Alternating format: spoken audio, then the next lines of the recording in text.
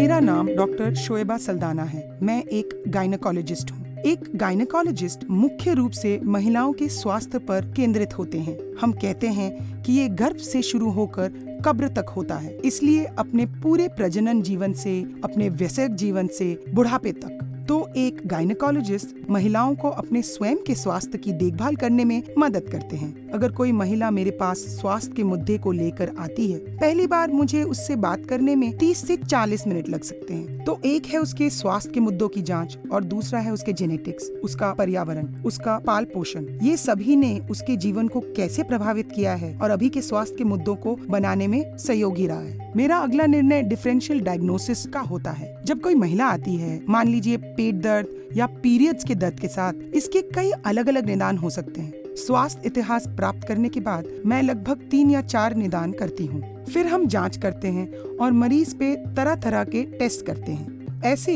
मेरी क्लिनिकल परीक्षा मेरे निदान को स्पष्ट करती है। फिर मैं एक निश्चित संख्या में जांच करती हूँ जिसमें कोई भी क्लिनिकल टेस्ट अनावश्यक नहीं होता और इसके अंत में आपको डायग्नोसिस मिलता है। फिर मरीज 3-4 दिन या 1 सप्ताह या 2 सप्ताह के बाद वापस आती है। मैं उसे उसके भोजन, उसकी नींद या काम के तनाव या घर की परेशानियां आदि को निरीक्षण करने को बोलती हूँ।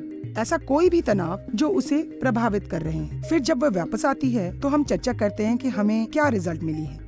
मैं अपने निदान के बारे में उसे बताती हूँ और उसे समझाती हूँ कि मुझे क्यों लगता है कि ये वो चीजें हैं जिसे उसके स्वास्थ्य को प्रभावित किया है और स्वास्थ्य के मुद्दों का कारण बना है। और फिर मैं उसे बताती हूँ कि उसके पास ट्रीटमेंट के क्या क्या ऑप्शंस हैं जिन्हें वो अपना सकती है। मेरे लिए ये महत्वपूर्ण है कि मैं परिवार को एजेंसी देती हूँ कि उन्हें अपने स्वास्थ्य के लिए क्या करना चाहिए। ये निर्णय वे खुद लें, लेकिन उन्हें समझाते हुए कि जोखिम और पूर्व अनुमान क्या है।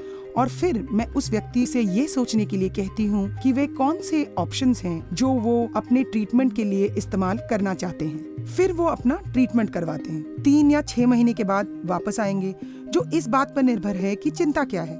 और फिर हम ये देखेंगे कि उनका स्वास्थ्य कैसा है। और इसलिए धीरे धीरे चिकित्सा ज्ञान रोगी के हाथ में दिया जाना चाहिए ताकि वे अपने लिए सही निर्णय लेने में सक्षम हो सके।